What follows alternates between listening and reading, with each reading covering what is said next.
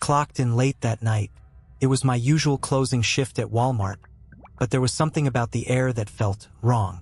The fluorescent lights flickered overhead, and the store was eerily empty.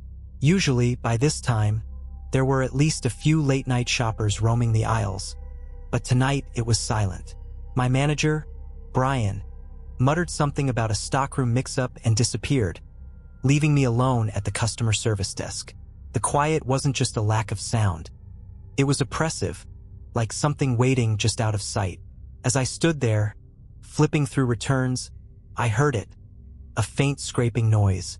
It came from the toy aisle, where shelves were stocked with dolls, action figures, and stuffed animals. My first thought was that maybe a stray kid was left behind, but when I walked down the aisle, it was empty, or so I thought. One of the dolls, a tall, blonde one dressed in a glittery pink gown, was lying in the middle of the floor. It was strange because I'd cleaned the toy section earlier, and everything had been neatly placed. I picked it up, ready to return it to the shelf when I felt it. Something wet. I glanced at my hand. It was red. Blood. I froze, staring at the doll's hands, which were smeared with the same sticky substance. My heart started pounding and I quickly scanned the area. No one. Just rows of toys staring back at me, their plastic eyes gleaming under the flickering lights. I put the doll back and returned to the desk, trying to shake off the feeling that I was being watched. That's when the announcements started. The intercom crackled to life, spewing static before a voice I didn't recognize whispered, "Clean up in aisle 6. My stomach dropped. The voice wasn't Brian's. It sounded garbled, wrong, almost inhuman. "Aisle 6. It repeated, and then the intercom cut out. I should have called someone, should have walked out right then, but I didn't. Instead, curiosity or stupidity got the better of me. Aisle 6 was the canned goods section. The shelves stretched high, their contents neatly organized. But something wasn't right. One of the shelves was bent, warped as if something impossibly strong had grabbed it and twisted it out of shape. And then I saw it. A trail of wet footprints leading down the aisle. They weren't human. The shape was all wrong, like some malformed handprint pressed into the floor. The air grew colder. My breath came out in puffs of mist. That's when I heard the laugh.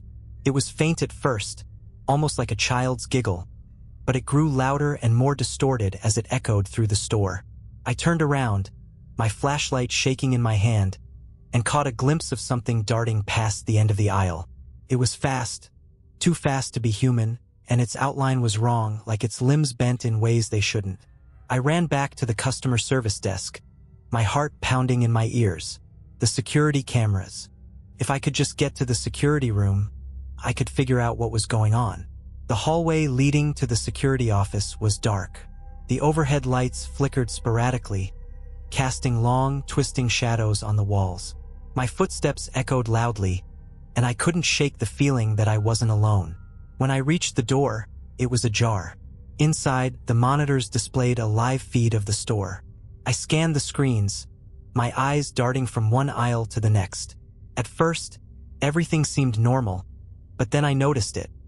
A figure standing perfectly still in the freezer aisle. Its back was to the camera, but its proportions were all wrong. The arms were too long, the head tilted unnaturally to one side. Then it moved.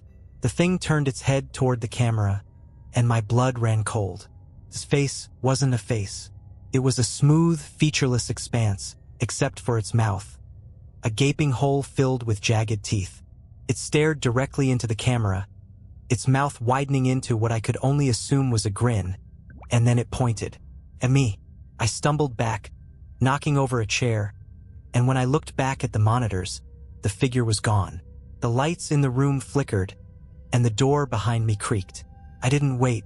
I bolted out of the room, sprinting toward the front of the store. The aisles blurred past me as I ran, my breath ragged and my heart hammering in my chest. And then the lights went out. The store was plunged into darkness, and for a moment, all I could hear was the sound of my own breathing. And then came the whisper, "Why are you running?" It was right behind me. I didn't look back. I ran for the doors, slamming into the glass with all my weight. They didn't budge. Locked.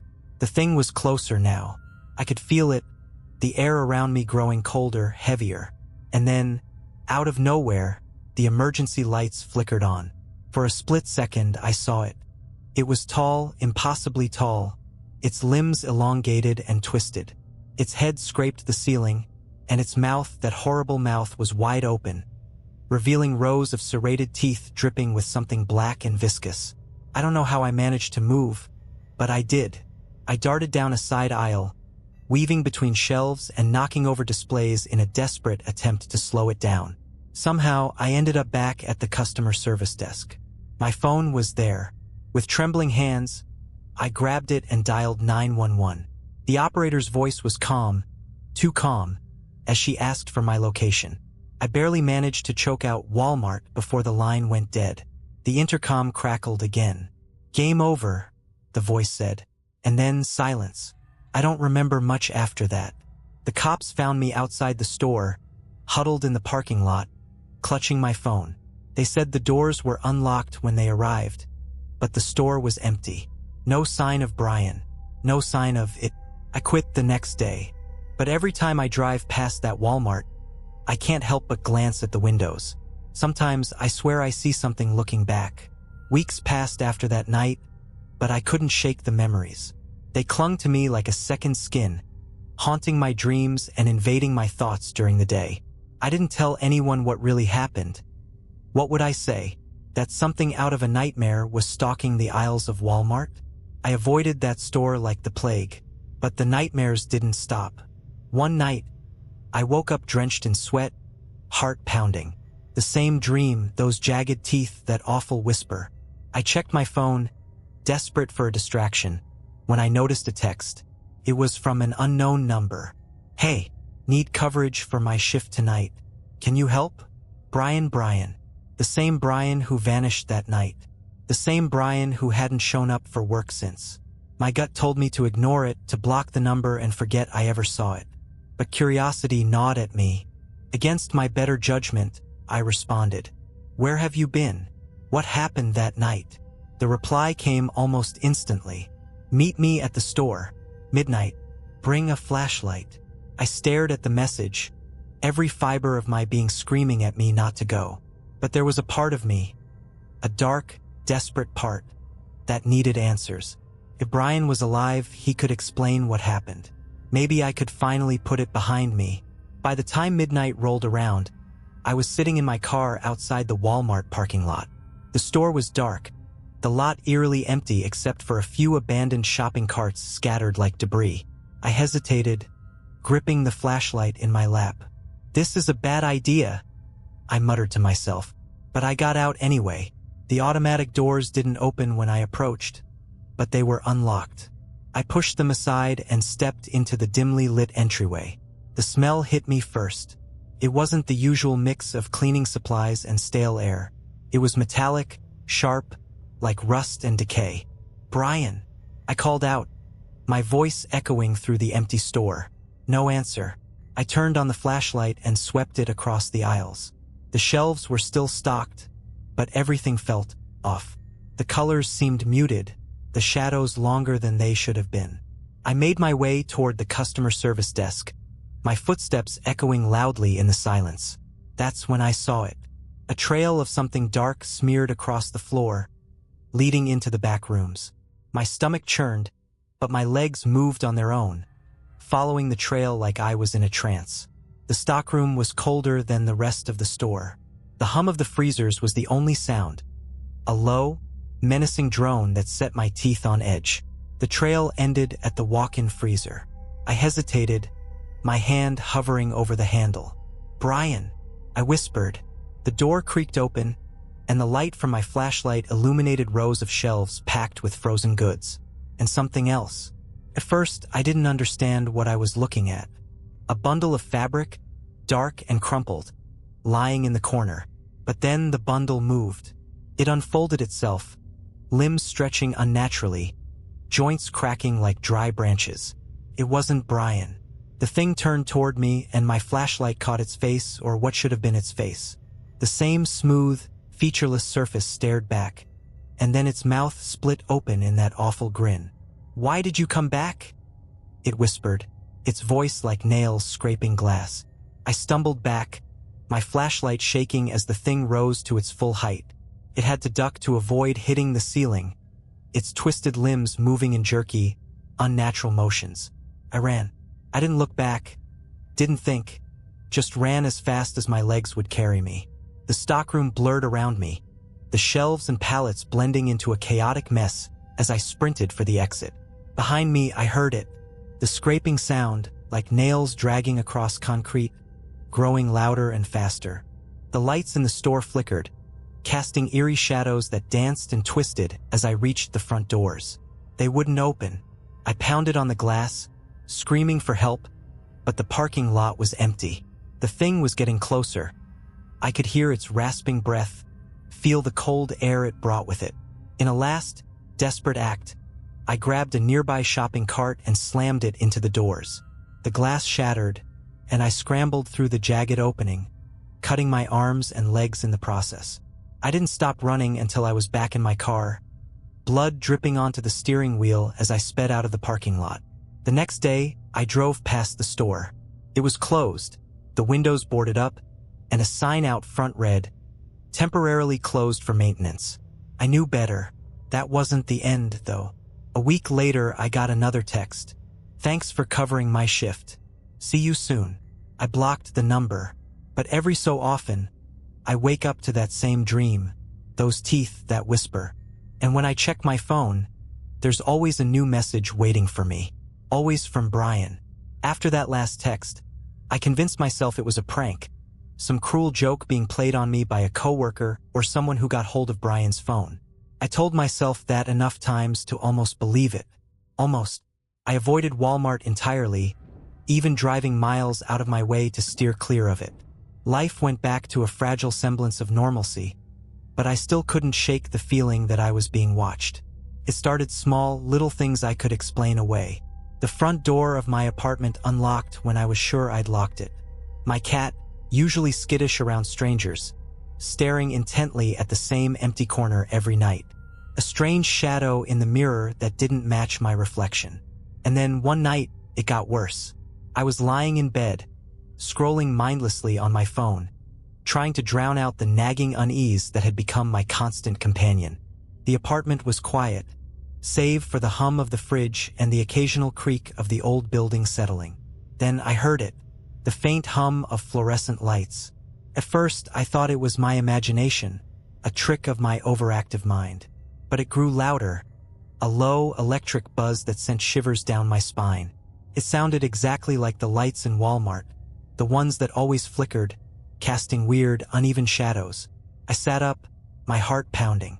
The hum was coming from the hallway. I grabbed my phone, using its flashlight to illuminate the darkness as I stepped out of my bedroom. The hallway stretched ahead, the light bouncing off the pale walls. That's when I saw it. A faint glow spilling out from the cracks around the bathroom door. It wasn't the warm light of a bulb, but a cold, bluish hue. The same artificial light I'd spent countless hours under at Walmart. "Hello," I called out, my voice trembling. No answer. I approached the bathroom, each step feeling heavier than the last. My hand shook as I reached for the doorknob, the cold metal sending a jolt through my fingers. The door creaked open, and my breath caught in my throat. It was the toy aisle. Rows of shelves stretched out before me, filled with dolls, action figures, and stuffed animals. The air smelled faintly of plastic and something else, something metallic like blood. I backed away, slamming the door shut, but when I turned around, the hallway was gone. I was standing in the middle of the store. "No," I whispered, spinning around. "This isn't real." The fluorescent lights buzzed overhead, flickering erratically, and the aisles stretched endlessly in every direction. It was Walmart, but it wasn't. The shelves were taller, the shadows deeper, the silence oppressive. And then I heard it, the scraping sound. It started softly, coming from somewhere deep in the store, but it grew louder, more deliberate, as if whatever was making it wanted me to hear. "Brian," I called out, my voice echoing eerily. The only response was a faint whisper, carried on a cold breeze that seemed to come from nowhere. Why did you leave? I stumbled backward, my heart racing. The whisper came again, closer this time, followed by the soft, rhythmic scrape of something dragging across the floor. Why did you come back? I turned and ran, weaving through the aisles, the shelves towering over me like ancient monoliths. The store seemed to stretch on forever, an endless maze of canned goods and cereal boxes and silent, staring mannequins. The whispers followed me, overlapping, growing louder and more insistent. You left us. Come back. Stay with us. I rounded a corner and froze. The thing was there, standing at the end of the aisle. Its limbs were too long, its head tilted at an unnatural angle. The featureless face split into that awful, jagged grin as it took a step toward me. The lights overhead flickered, casting its shadow across the aisle, long and twisting like some monstrous spider. I turned and ran, but no matter how far I went, the thing was always just behind me, its scraping footsteps echoing in my ears. I stumbled into an open space, a break in the endless aisles. In the center was a door, a plain wooden door that looked completely out of place. I didn't think. I ran for it, my hand closing around the knob just as the thing lunged at me. The door opened, and I fell through, landing hard on the floor of my apartment. The fluorescent hum was gone, replaced by the familiar sounds of my building, the muffled TV from the apartment next door, the distant wail of a siren. I lay there, gasping for breath, my hands trembling as I touched the floor to convince myself it was real. But when I looked up, I saw it. The doll. The same tall, blonde doll in the glittery pink gown, sitting in the corner of my living room, its plastic eyes gleaming in the darkness. It hadn't been there before, and when I reached for my phone to call for help, I noticed the screen. A new text. See you again soon. After that night, I knew it wasn't over. Whatever was happening to me, whatever had latched onto my life, wasn't going to stop. The texts kept coming, always from an unknown number, always a variation of the same message. We're waiting. Come back. Your shift starts soon. I stopped responding, but the texts didn't stop. The doll moved around my apartment, always appearing in a new spot when I came home. I tried throwing it away twice, but it always reappeared, pristine and untouched. Then came the phone call. It was late past midnight. My phone buzzed on the nightstand, and when I glanced at the screen, the caller ID simply read, Walmart. I stared at it, my chest tight, my fingers trembling as the ringtone droned on and on. Finally, I picked up, pressing the phone to my ear without saying a word. For a moment, there was silence, and then the hum of fluorescent lights. Your shift starts now, a voice whispered. The call disconnected. I don't know why I went back. Maybe it was fear, maybe it was some twisted compulsion, or maybe I knew that running wasn't going to save me. Whatever the reason, I found myself standing in front of the store once more, the same oppressive silence pressing down on me as I approached the entrance. The doors slid open this time, welcoming me into the dark, cavernous space beyond. Just one more time, I whispered to myself. Get this over with. The store was empty, just as it had been that first night. The shelves loomed tall, casting long shadows under the flickering lights. I walked to the customer service desk, my footsteps echoing loudly in the silence. And that's when I saw it. A time card, neatly placed on the counter, with my name written on it in red ink. Next to it was a lanyard with my employee badge and a note. Clock in. I hesitated, my hand hovering over the time card. Do it! A voice whispered from somewhere deep in the store. I pressed the card against the clock-in machine, and the screen flickered to life. Welcome back, it read. The intercom crackled, and the same distorted voice echoed through the store. Aisle 9. Cleanup needed.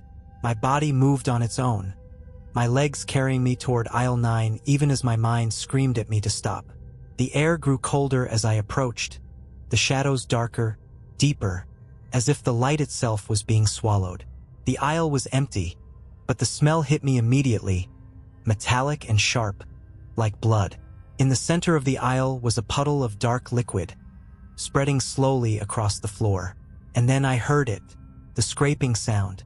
I turned, and it was there, standing at the end of the aisle. Its body was larger now, impossibly tall and twisted, its limbs stretching unnaturally as it stepped closer. "Why did you leave?" It hissed, its mouth widening into that grotesque grin. I backed away, my heart pounding as the thing advanced, its movements jerky and unnatural. "You belong here," it whispered. I stumbled, falling backward onto the floor as it loomed over me, its featureless face inches from mine. And then the lights went out. The darkness was absolute, suffocating, and I could feel its presence. Cold, heavy, pressing down on me. "Stay," it whispered, the word reverberating through my skull. I don't know how I found the strength, but I screamed, a raw, primal sound that tore from my throat as I scrambled to my feet and ran. I didn't know where I was going. The aisles blurred together, the shadows twisting and shifting as the thing chased me, its whispers growing louder, more insistent. Finally, I saw it. A door at the far end of the store, glowing faintly in the darkness. I ran toward it, my lungs burning, my legs screaming in protest. The whispers grew deafening, the thing's presence closing in around me, but I didn't stop. I reached the door, threw it open, and stumbled through. I was outside. The parking lot was empty, the air cold and sharp against my skin. Behind me, the store stood silent and dark, the automatic doors firmly shut. For a moment, I thought it was over, but when I looked down, I saw it, the lanyard still around my neck. And on the back of my badge, written in that same red ink, were 3 words, "See you tomorrow." I don't go out at night anymore. I don't shop. I don't even leave my apartment after sundown. But sometimes, when I'm lying in bed, I hear it. The faint hum of fluorescent lights, and the soft scrape of something moving just outside my door. For weeks, I lived in constant fear. The lanyard sat on my dresser, a grim reminder that no matter how far I ran, the store wasn't done with me. Every night, I triple-checked the locks, kept every light in the apartment blazing, and refused to sleep until exhaustion overtook me. But it wasn't enough. The texts came back. "Shift tonight. Don't be late. Clean up required. You can't hide." I blocked every number, but the messages kept coming. Then, last night, my phone buzzed at exactly 3:33 a.m. This time, it wasn't a text. It was a photo of me, lying in bed. I didn't scream, I couldn't. My body locked up, frozen in a wave of cold terror. The photo was taken from the foot of my bed, and the timestamp said it had been sent just 2 minutes earlier. The hairs on my neck stood on end. Slowly, I glanced toward the foot of the bed. No one was there, but I wasn't alone. The hum of fluorescent lights filled the room, faint but unmistakable. The shadows in the corner shifted, elongating into something vaguely humanoid. I grabbed the lanyard, the badge cold and heavy in my hand, and whispered, "What do you want from me?" The shadows didn't answer, but the lights in my apartment flickered, and the hum grew louder. It wasn't a request anymore. It was a summons. I don't remember driving to the store. One moment, I was in my bedroom, clutching the lanyard, and the next, I was standing in the Walmart parking lot, the store looming before me like a massive, predatory beast. The automatic doors slid open, and I stepped inside. This time, the store wasn't empty. The aisles were packed with people. Shoppers pushing carts, employees restocking shelves. But something was wrong. Their movements were stiff, robotic, as if they were puppets on invisible strings. "Clock in," a voice whispered from the intercom. I walked to the customer service desk, my legs moving on their own. The time clock was already glowing, waiting for me. I pressed the card against the machine, and the screen flickered. "Welcome home." The intercom crackled to life again. "Aisle 13, special return." A chill ran down my spine. There was no aisle 13, at least not in the real store. But this wasn't the real store. I made my way through the aisles, the fluorescent lights casting long, shifting shadows that seemed to move on their own. The other employees didn't acknowledge me, their faces blank and expressionless. When I reached aisle 13, It was empty, save for a single shopping cart in the center of the aisle. Inside the cart was the doll. Its plastic eyes gleamed in the flickering light, and its glittery pink dress was pristine. But now, its tiny hands were gripping something. A mirror. The glass was cracked, and as I approached, the surface rippled like water. "Return it," the intercom hissed. I reached for the mirror, my hand trembling as my reflection stared back at me. But it wasn't my reflection. The face in the mirror wasn't mine. It was featureless, smooth and blank, save for a mouth full of jagged, sharp teeth. The lights above me flickered violently, and the hum grew deafening. "Return it!" the intercom screamed. I tried to drop the mirror, but my hands wouldn't obey. The glass seemed to pull me in, the reflection growing larger, closer, until it consumed my entire vision. And then I was falling. When I opened my eyes, I was standing in the middle of the store, but it wasn't Walmart anymore. The aisles stretched infinitely in every direction, the shelves towering higher than I could see. The air was thick and heavy, filled with the hum of lights that had no source. And I wasn't alone. They were everywhere. Figures with smooth, featureless faces, their bodies twisted and elongated. They moved silently, gliding through the aisles like ghosts. In their hands, each one carried a mirror, the cracked surfaces reflecting something different.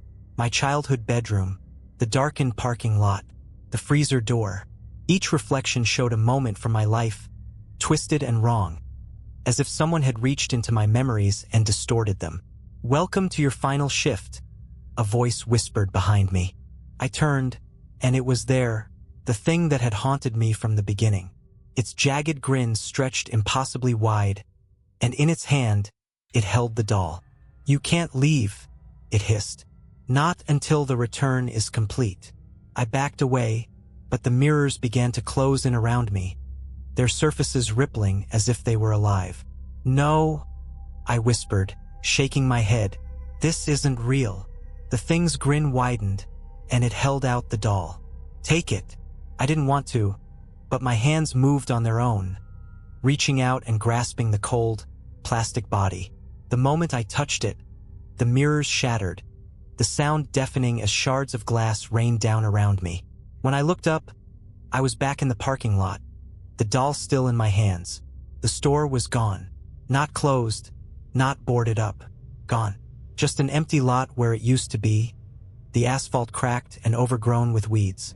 I stared at the doll, its plastic eyes gleaming in the moonlight, and then at the badge still around my neck. The back of the card had changed. Now it read, "No refunds." I still don't know what happened that night. I don't think I ever will. But sometimes, when I'm alone, I hear it. The faint hum of fluorescent lights, growing louder, closer. And I know it's not over. I tried everything to get rid of the doll. I burned it, buried it, even threw it into the river. It always came back, always pristine, its plastic face frozen in that eerie, empty expression. Weeks turned into months, and the nightmares didn't stop. I'd wake up in a cold sweat, my heart pounding, and find the doll sitting somewhere new. On my dresser, my kitchen counter, once even in my bed. The badge never left my side, no matter how many times I tried to destroy it. Then the whispers started. At first, they were faint, like distant voices carried on the wind. I'd hear them when I was alone, late at night, but they grew louder, more insistent, until they were all I could hear. "Come back. It's not finished. The shift never ends." One night I snapped. I grabbed the doll and the badge, got in my car, and drove. I didn't have a destination. I just needed to get away. But no matter how far I drove, the whispers followed me. Then my car radio crackled to life. "Return to work," the voice said, distorted and inhuman. The lights on the highway flickered, plunging me into darkness for a split second. And when they came back on, I wasn't on the road anymore. I was in the Walmart parking lot. My car had stopped on its own, the engine silent, the headlights cutting through the thick fog that now surrounded the lot. The store was back. It stood there, towering and monstrous, its neon sign flickering faintly in the mist. I didn't want to go inside, but the badge burned hot against my chest, and the whispers grew louder, urging me forward. "Finish the shift," they said. I stepped out of the car, the doll still clutched tightly in my hands, and walked toward the entrance. The doors slid open, and I was hit with that familiar, suffocating air. The store was just as I remembered, silent, oppressive, the aisles stretching endlessly into the darkness. The intercom crackled to life. "Final assignment. Aisle 13. My stomach churned. I knew what was waiting for me, but I couldn't stop. My feet moved on their own, carrying me deeper into the store. When I reached aisle 13, it wasn't empty this time. A figure stood at the far end, its back turned to me. It was tall, impossibly so, its limbs long and twisted. Turned slowly, and I froze. It was me.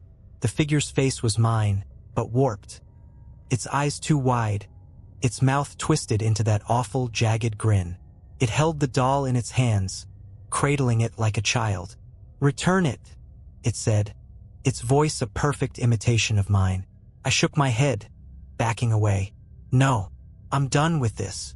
The figure stepped closer, its movements jerky and unnatural.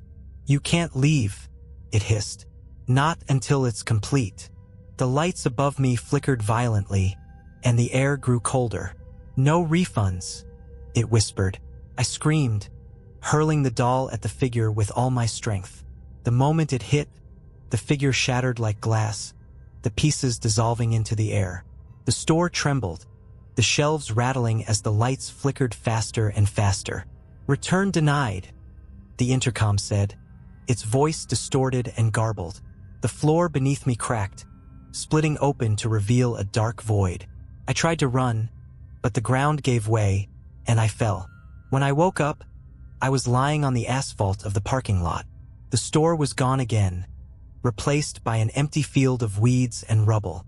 The doll was lying next to me, untouched, its plastic eyes staring blankly at the sky. But the badge was gone. For the first time in months, the whispers were silent. The oppressive hum of fluorescent lights was gone. I picked up the doll, half expecting it to disappear, but it didn't. This time it felt lifeless, just another toy.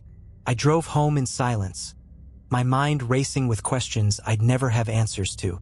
When I got back to my apartment, I left the doll in the dumpster outside. It didn't come back.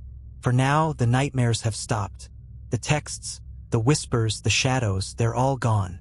But every time I pass an empty lot or an abandoned building, I feel it, that faint, electric hum, just at the edge of hearing. And I know it's waiting. The shift never really ends. Life returned to something resembling normal, though I never felt truly safe. The doll never reappeared. The badge was gone, and the store seemed to have vanished from existence. Still, I couldn't shake the feeling that the story wasn't over. Weeks passed, then months. The memories dulled, but they didn't disappear. I avoided big box stores, fluorescent lights, even anything remotely resembling Walmart. I thought I could outrun it, leave it all behind, until the letter arrived. It was in my mailbox, tucked between junk mail and a utility bill. A plain white envelope with no return address. My hands trembled as I opened it. Inside was a single slip of paper, blank except for 3 words, scrawled in red ink, "Final shift required." I dropped the letter as if it burned me. My stomach churned, my mind racing. For hours I debated what to do. Throw it away? Ignore it? But deep down I knew. Ignoring it wouldn't work. Running wouldn't help. That night I packed a bag, flashlight, phone, a small knife I hoped I wouldn't have to use. When I stepped outside, my car was already running, headlights cutting through the darkness. I didn't drive. The car seemed to know where to go, the steering wheel unresponsive, the gas pedal pressing itself down. When it stopped, I was back in the parking lot. The store was there again, its neon sign glowing faintly in the fog. But this time, the sign didn't say Walmart. It simply said, the END. The automatic doors slid open, and I stepped inside. The store was different. The shelves were empty, the aisles dark and silent. The air was heavy, oppressive, as if the building itself was holding its breath. I walked toward the customer service desk, my footsteps echoing in the vast emptiness. On the desk was a single item, the doll. Its glittery pink dress was torn, its plastic face cracked, but its eyes still gleamed with that unsettling, lifelike shine. Next to it was a card reader, its screen glowing with the words, "Final sale, no refunds." My heart raced. I didn't understand what it wanted from me, but I knew I had no choice. I picked up the doll and held it over the card reader. The screen flickered, and the store shuddered violently. The intercom crackled to life. "Thank you for completing your shift," the voice said, distorted and inhuman. The lights above me flared, blindingly bright, and the air filled with the deafening hum of fluorescent bulbs. When the light faded, I was standing in the parking lot. The store was gone, but I wasn't alone. In the distance, I saw figures moving through the fog. They were tall, twisted, their featureless faces staring at me with invisible eyes. And then I saw myself, or something that looked like me. It stepped forward, its mouth twisting into that jagged grin, and held out its hand. In its grip was the badge. My badge. The figures surrounded me, their whispers growing louder, overlapping, incomprehensible. And then, everything went dark. I woke up in my bed, drenched in sweat, the morning sun streaming through the window. For a moment, I thought it was over, that it had all been a dream. But when I turned my head, I saw it, the doll. It sat on my nightstand, its cracked face turned toward me, its plastic eyes gleaming in the sunlight. Next to it was the badge, the red ink on the back now reading, "Permanent position." I tried to scream, but no sound came out. The fluorescent hum filled the air, faint but unmistakable. And I knew I'd never leave. The shift never ends. Did you like these stories? Write in the comments. And please write what you didn't like.